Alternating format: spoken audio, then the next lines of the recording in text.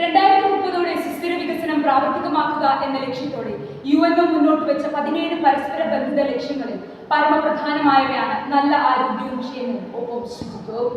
ആരോഗ്യമുള്ള ഒരു ജനസമൂഹം ഉണ്ടെങ്കിൽ മാത്രമേ സുസ്ഥിര വികസനം പ്രാവർത്തികമാവുകയുള്ളൂ. അതിനാൽ തന്നെയാണ് ഞങ്ങൾ ഇങ്ങനെയൊരു പ്രോജക്റ്റ് അവതരിപ്പിക്കുന്നത്. പുല്ലുവർഗത്തിൽപ്പെട്ടവയായതുകൊണ്ട് തന്നെ പുരാതന കാലങ്ങളിൽ പക്ഷികളും മൃഗങ്ങളും ചെറുധാന്യങ്ങളെ അവയുടെ ആഹാരമാക്കിയിരുന്നു. എന്നാൽ അവയുടെ ഗുണവും പ്രാധാന്യവും മനസ്സിലാക്കിയ മനുഷ്യൻ ഇത് തന്റെ ആഹാരത്തിന്റെ ഭാഗമാക്കി. ഒരു കാലം വരെ ചെറുധാന്യ കൃഷി വളരെ വ്യാപകമായിരുന്നു.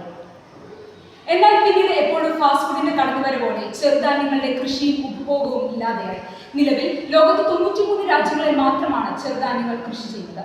അതിൽ 41% സംഭാവന ചെയ്യുന്നത് ഇന്ത്യയാണ്.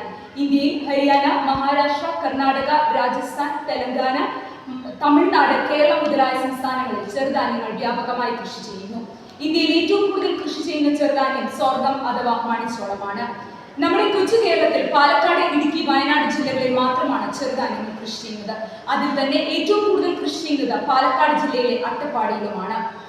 എന്നാൽ അവിടെ മാത്രമല്ല, കൊല്ലം ജില്ലയിലെ മലയോര ഗ്രാമപ്രദേശമായ ചണ്ണപ്പേട്ടയിലും ചെറുധാന്യങ്ങൾ വ്യാപകമായി കൃഷി ചെയ്യാൻ കഴിയും എന്ന് ഞങ്ങൾ തെളിയിച്ചിരിക്കുകയാണ്. പഠന കേന്ദ്രത്തിലെ മണ്ണ് ചെറുധാന്യ കൃഷിക്ക് അനുയോജ്യമാണോ എന്ന് അറിയാൻ വേണ്ടി അട്ടപ്പാടിയിലെ മണ്ണ് സാമ്പിൾ പരിശോധനാ ഫലവുമായി ചണ്ണപ്പേട്ടയിലെ മണ്ണ് സാമ്പിൾ പരിശോധനാ ഫലം താരതമ്യം ചെയ്ത് പഠനം നടത്തി. കേവലം ചെറിയ ഘടകങ്ങളിൽ മാത്രമാണ് വ്യത്യാസം കണ്ടത്. ഇത്തിക്കരാറിന്റെ ഉത്ഭവസ്ഥാനമായ മാഞ്ഞൂർ മലനിരകളിന് താഴ്വരയിൽ സ്ഥിതി ചെയ്യുന്ന ഒരു പഞ്ചായത്താണ് അലയമൺ ഗ്രാമപഞ്ചായത്ത്. കാടുകളും മേടുകളുമായി അലങ്കൃതമായി ഈ ഗ്രാമപഞ്ചായത്തിൽ ഒരു സുന്ദര ഗ്രാമമാണ് ചണ്ണപ്പേട്ട. 27,536 ജനസംഖ്യയും 59.31 ചതുരശ്ര കിലോമീറ്റർ ചുറ്റളവുമുള്ള ഒരു പഞ്ചായത്ത് കൂടിയാണ് അലയമൺ. ഇവിടുത്തെ 69% മണ്ണും ചെമ്മണ്ണാണ്. അട്ടപ്പാടിയിലെ മണ്ണ് സാമ്പിളിൽ നിന്ന് കാൽസ്യം, മഗ്നീഷ്യം, ഓർഗാനിക് കാർബൺ, ജലസംഭരണശേഷി, pH മൂല്യം എന്നിവയിലാണ് പ്രകടമായ വ്യത്യാസം കണ്ടത്. ഈ വ്യത്യാസം തുല്യതപ്പെടുത്താൻ വേണ്ടി മണ്ണിൽ മഗ്നീഷ്യം സൾഫേറ്റ്, പോളിമറുകൾ, പച്ചില വളങ്ങൾ എന്നിവ ചേർത്തു. ഇതിൽ പോളിമറുകളെ എടുത്തു പറയേണ്ട ഒന്ന് തന്നെയാണ്. ഞങ്ങളുടെ പ്രോജക്റ്റിൽ ഉദ്ദേശിക്കുന്ന ഒരു ലക്ഷ്യം കൂടിയാണിത്. ഉപയോഗശൂന്യമായ ഡയപ്പറുകളെ എങ്ങനെ മണ്ണിന് അനുയോജ്യമായ രീതിയിൽ സംസ്കരിക്കാം. ഉപയോഗശൂന്യമായ ഡയപ്പറുകൾ ശേഖരിച്ച് അവ കഴുകി വൃത്തിയാക്കി അവയിൽ നിന്ന് പോളിമറുകൾ വേർതിരിച്ച് അവ വെയിലത്ത് വെച്ച് ഉണക്കി മണ്ണിൽ നിക്ഷേപിച്ചു. 15 ദിവസങ്ങൾക്ക് ശേഷമുള്ള പരിശോധനാ ഫലം ഞങ്ങളെ അതിശയപ്പെടുത്തുന്നതായിരുന്നു. ജലസംഭരണശേഷിയിലും pH മൂല്യത്തിലും പ്രകടമായ വ്യത്യാസം തന്നെ കാണാൻ സാധിച്ചു. നമ്മുടെ നാട്ടിലെ വഴിയോരങ്ങളിൽ എത്ര തന്നെ നീക്കം ചെയ്താലും മാറാത്ത ഒന്നാണ് പ്ലാസ്റ്റിക്. അവയിൽ എടുത്തു പറയേണ്ടവ തന്നെയാണ് ഡയപ്പറുകൾ.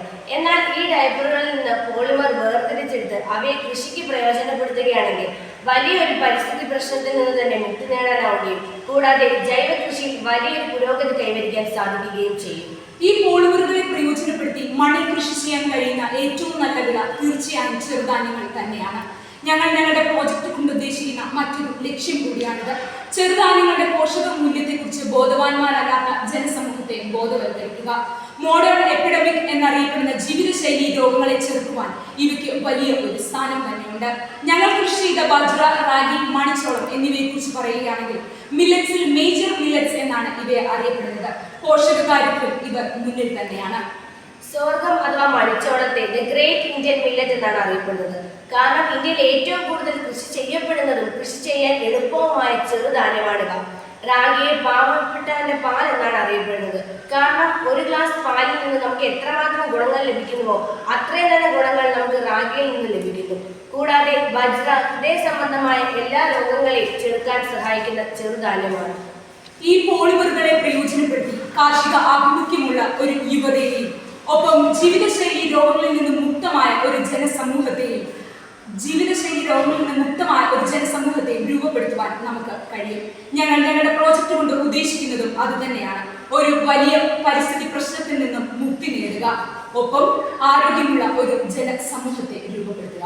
നന്ദി, നമസ്കാരം.